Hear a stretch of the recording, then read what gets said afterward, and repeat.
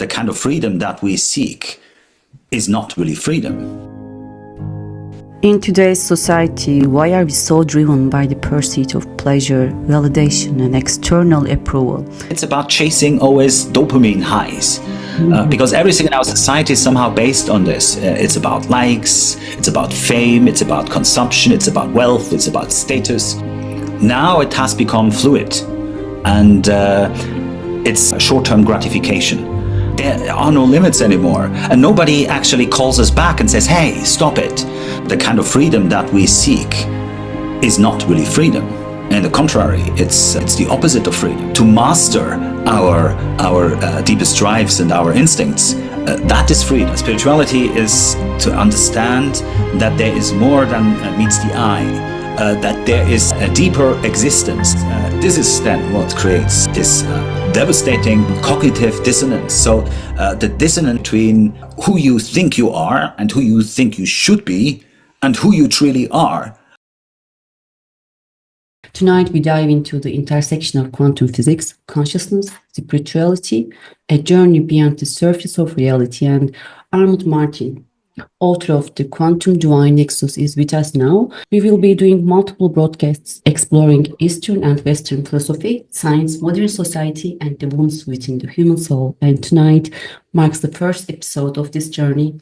Welcome, Armand. Hello, it's a pleasure to meet you, and thank you so much for being part of this wonderful series. Yes, let's continue. In today's society, why are we so driven by the pursuit of pleasure, validation, and external approval? Have we built our sense of reality on superficial constructs, losing touch with something more authentic? It feels like we are experiencing an identity crisis. What have we lost at our core? So yes, that's a very good question, and that was one of the most important perspectives I took in my book at the beginning of my journey. And I fully agree that today our society is somehow trapped in a cycle of pleasure seeking, of seeking always for external validation. And I think that it has to do that there's no more a clear orientation. And specifically, we have lost our absolute values, something that we can orient towards like a guiding light. And that also, there's no deeper purpose anymore. I mean, if you go back in time, all societies from all times, from West and East, based on different religions, philosophies, even in communism, there was always a guiding light, always a purpose. And of course, you could be against it, or you wanted to have a different kind of life, but it gave us some kind of a very strong foundation and a stability for everybody. In the past, identity, and that's the important part, I think, was fixed and shaped by moral structures, by community, of course also by families, and by long-term meaning. Now it has become fluid, and it's often based on short-term gratification. So the long-term understanding of what we are here for and what should we do is no longer here. And so I think that's a logical consequence out of a huge disorientation. And that leads actually only to temporary highs. So today we seek temporary highs, from one high to another high to another high.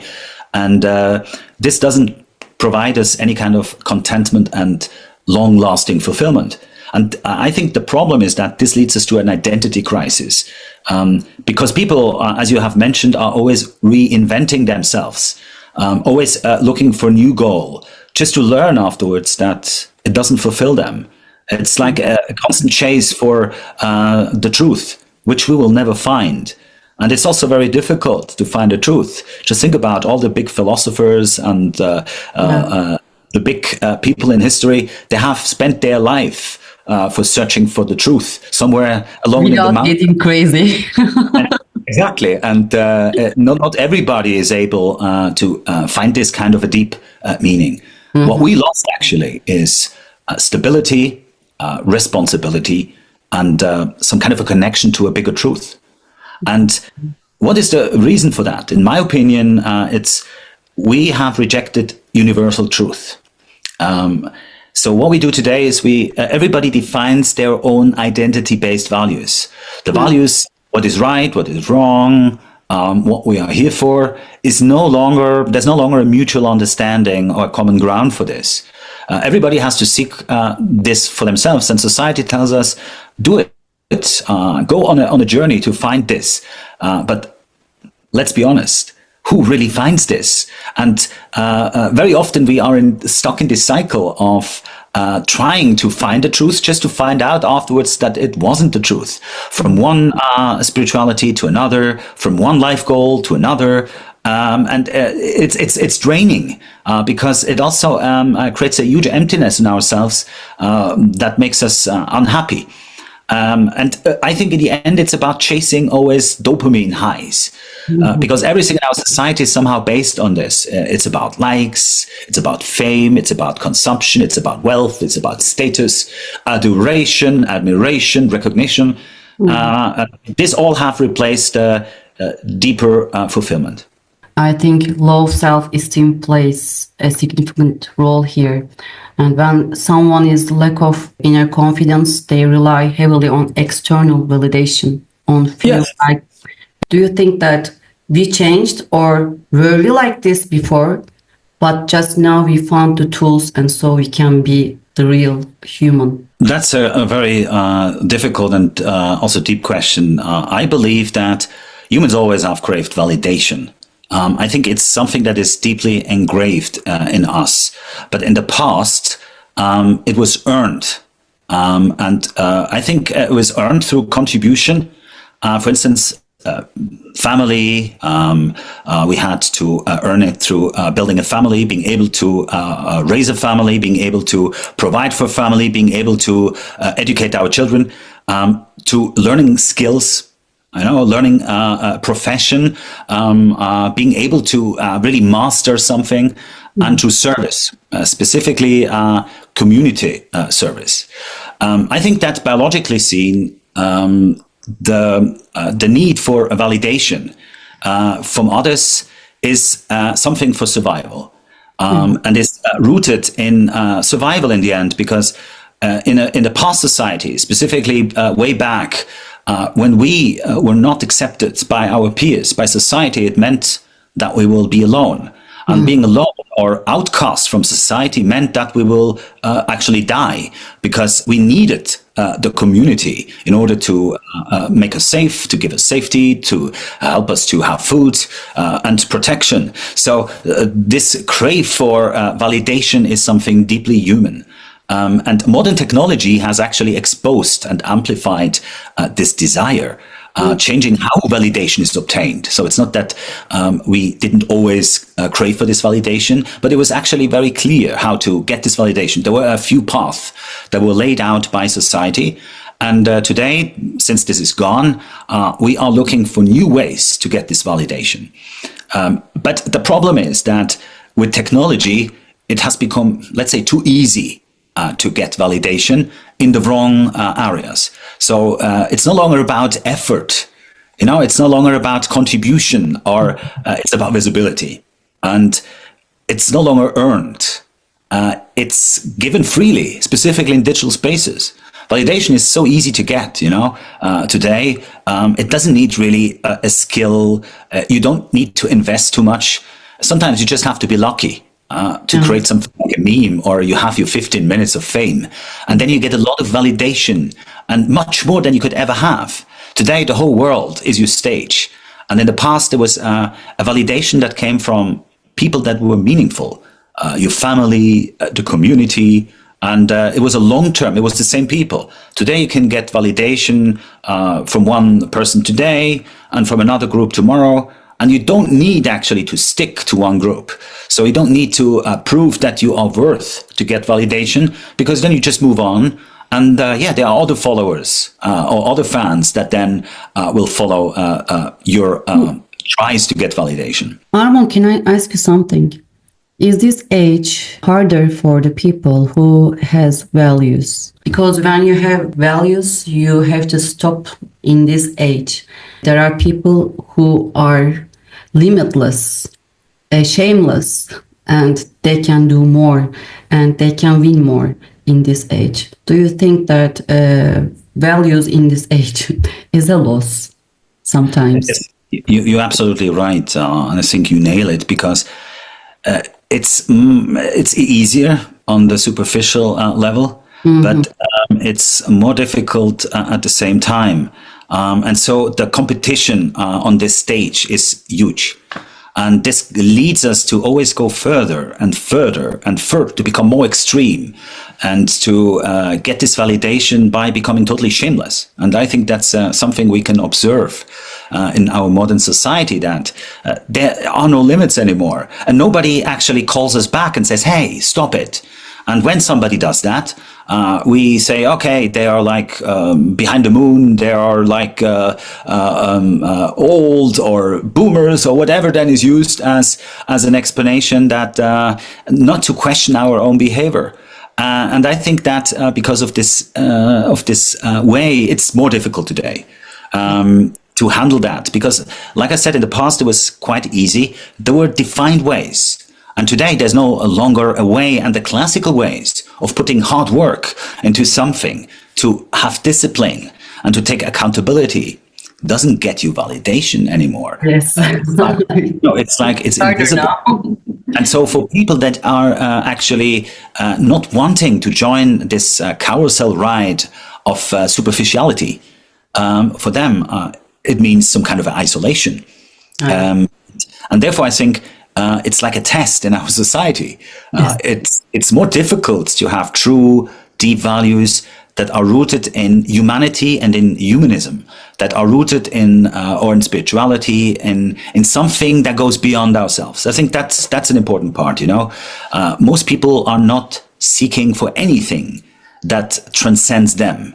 Everything they do is focused on themselves, on what is in for me. But to leave something behind that goes beyond us, to leave a legacy, for instance, that was in the past, something which was full of honor. So that people said that I want that my grandchildren still remember me. Or artists said that I want that my paintings are seen in 100 years. I mean, who is today, even as an artist, thinking that their music or their movies... Just the moment they are thinking now. And you told something so nice. It's like an age of experiments. They are forcing limits of humanity until which step you can lose your humanity. They are searching it. And do you think people like this, who needs excessive attention and constant validation, is a sign of underlying psychological issues, for example? Yes. I mean, in general, what we see in our society is that mental issues are exploding, and people need meaning. Why is it that we still are seeking for this, from one thing to another thing, like we discussed in the first question, that we're always in a constant cycle of finding something new, but never finding it really. It's searching, but never finding. And that, of course, leads to the situation that it creates emptiness. It creates the situation that we don't find this meaning. And it is really like that. We know that also from psychology. We know that from the past. We know that from literature, that humans, they need something that is bigger than them. And this is what is lacking today. We don't have anything that we can look to that is bigger than ourselves. Everything from popular culture, arts, music, movies, even politics, everything is so short term. Everything is just for the moment and then forgotten in a blink of an eye. It's a win-win process, playing the life game just to win without any excuses. It's so strange. It's a profound discussion on human nature, the freedom offered by the modern society, and whether this freedom reveals our true reality or merely an illusion. don't you think it could serve as a perfect foundation for such a deep conversation, the meaning of freedom? What can we say about it? Absolutely. Absolutely. I think this is exactly one of these questions that we should have a conversation in our society, but we don't. We all think that we have perfectly understood what actually freedom is. And in my opinion, we completely misdefine freedom. And therefore, the kind of freedom that we seek is not really freedom. And the contrary, it's the opposite of freedom. It's some kind of a cage. It's kind of a prison that we put ourselves into, because the possibility to do anything we like without restraints, without boundaries, without rules, that is not really freedom. It is succumbing and being submissive to our deepest animalistic drives, because that's where it leads us. And this is not freedom. In the end, we are in shackles, and we are then actually forced to be slaves. We are becoming slaves of our deepest animalistic drives, and don't realize that this has nothing to do with freedom. In my opinion, true freedom comes from hard work. True freedom comes from having a goal that we want to reach, to master our deepest drives and our instincts. That is freedom. Freedom comes from working towards a goal and looking back and seeing how much we as human beings have achieved. And in the end, it's about being accountable for our own action and actually getting free from our instincts. And I think that this is the true tragedy about this definition of freedom. And at the same time, when we look around us, there's no conversation about this, what freedom is. How is it to be free, to focus ourselves on superficial careers, to become more successful, to become rich, wealthy, influential? But for that, we have to follow a societal narrative that is more like streamlined. So freedom is when you can express yourself freely, when you can have a different opinion. And today's world is the pure opposite. People with different opinions are cancelled very quickly. Are all marching in the same direction and, walking towards a cliff, shouting loudly, we are so free. And this is, in my opinion, a real tragedy, because we don't have this freedom anymore. It's everywhere. I mean, in school, for instance, today, school sees, when it comes to educating our young children, they have highly standardized everything. So from the past, where it was positively seen to have a critical thinking, that's no longer something that is valued.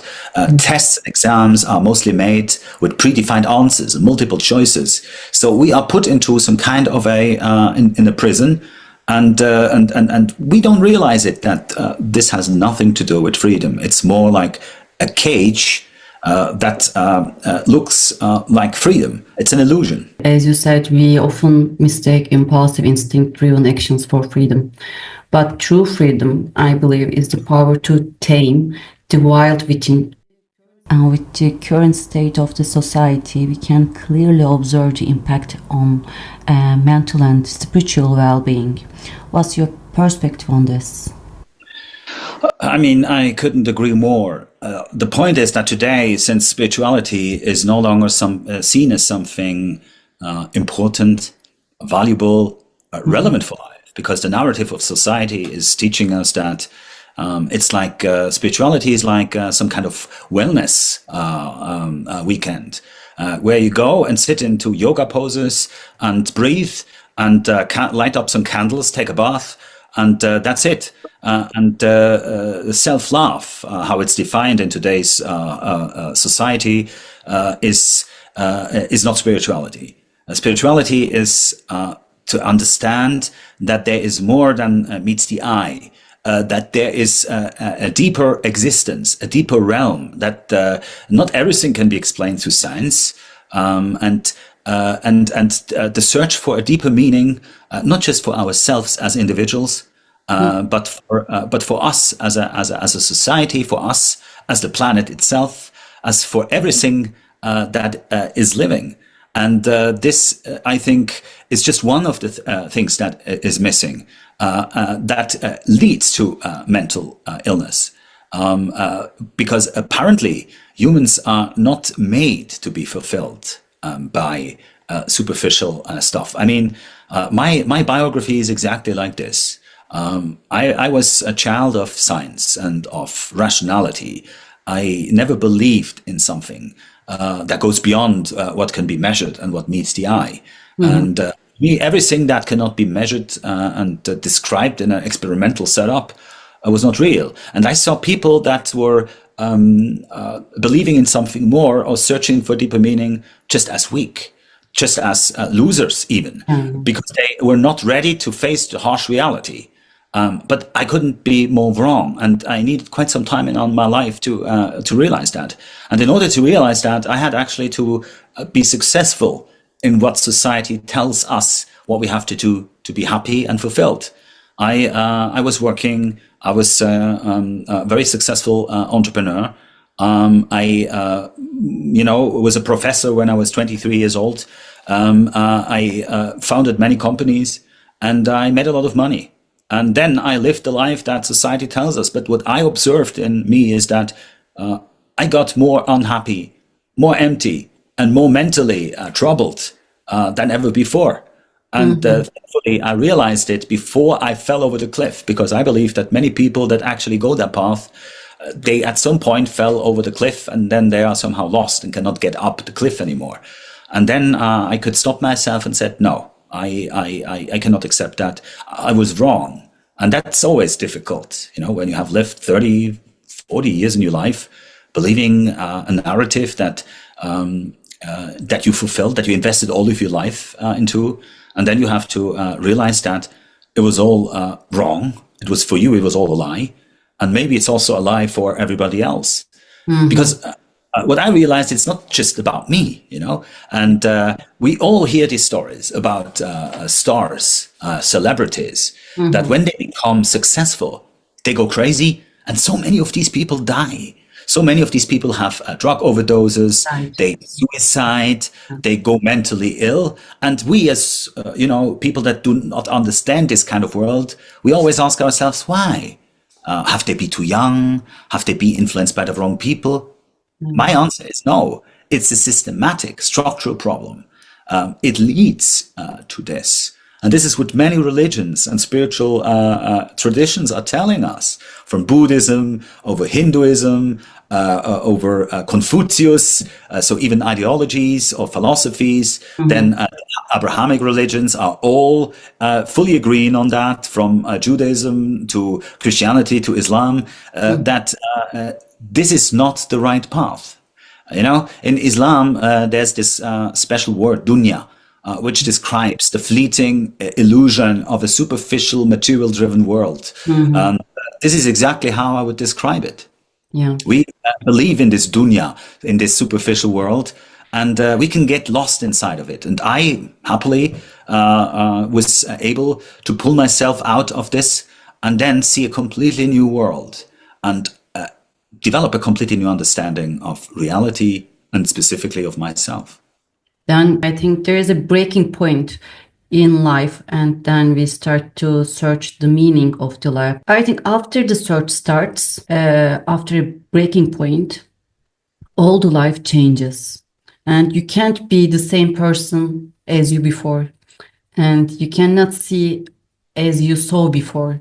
Everything changes, but this time there is a new way, because you don't know who you are this time, because you knew who you were, but it was fake. But after that breaking point, you start to see everything differently. But there is a new character here, which is not constructed yet. And you are still in the emptiness, but you start to search and start to build yourself again with a new idea.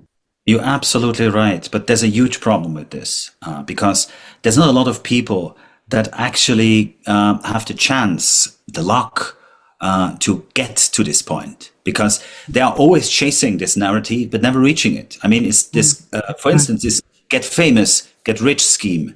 How many people actually achieve that?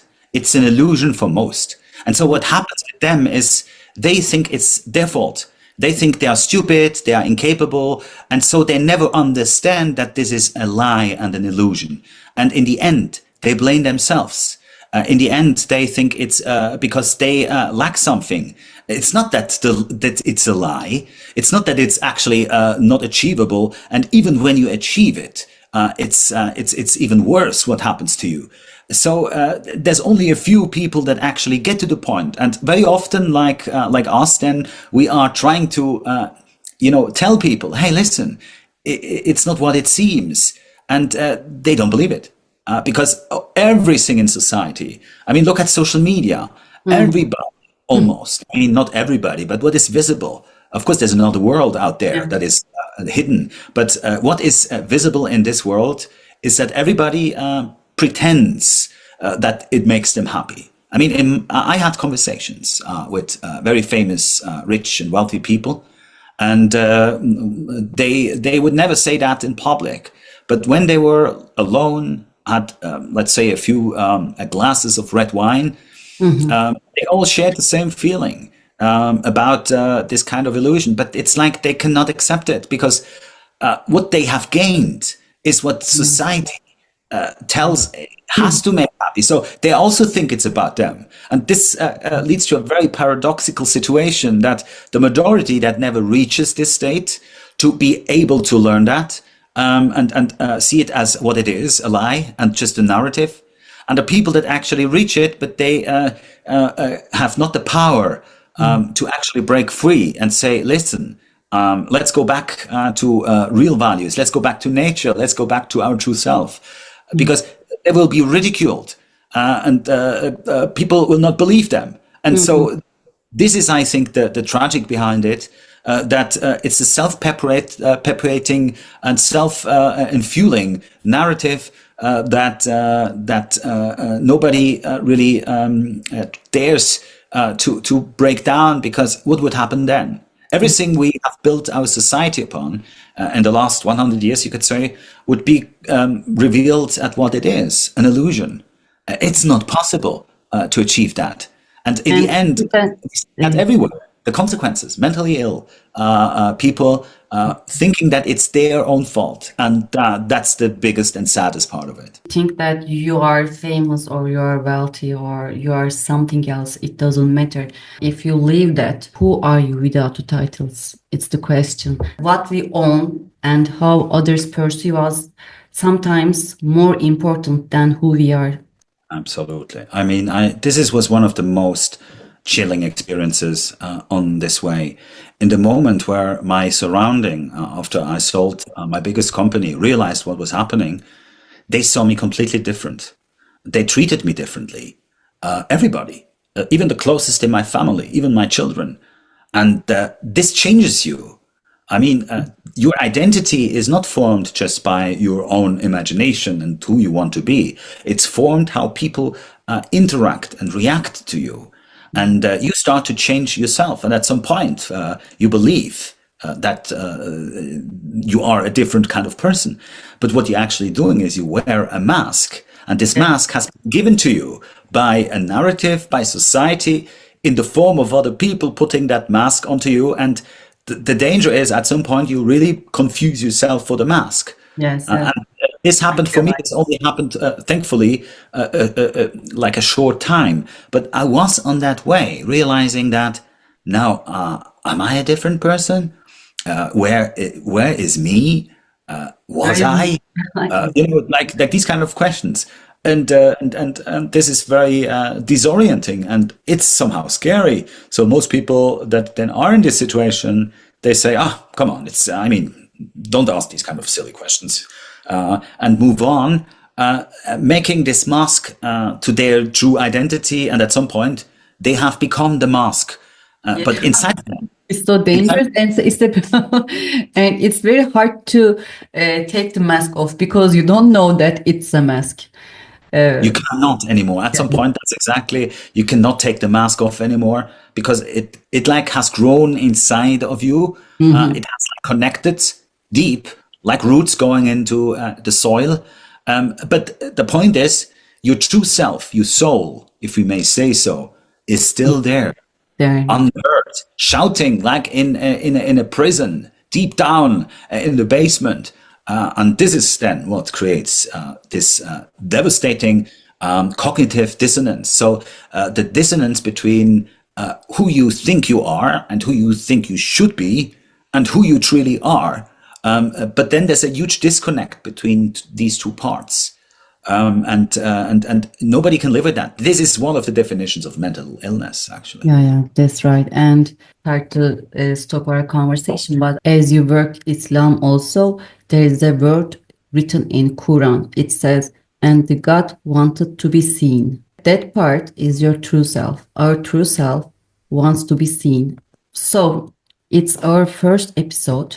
So thank you very much for the broadcast. And when I checked your book, my idea for the second episode is the true nature of evil, because we need it. We all have it. Oh, yeah. Yes. Yes, we Thank all. you so much, too. Thank It was a very interesting conversation, and I can't wait for the next episode. Thank you very much. See you later. Have a nice See you. night. Bye Thank bye. you so much.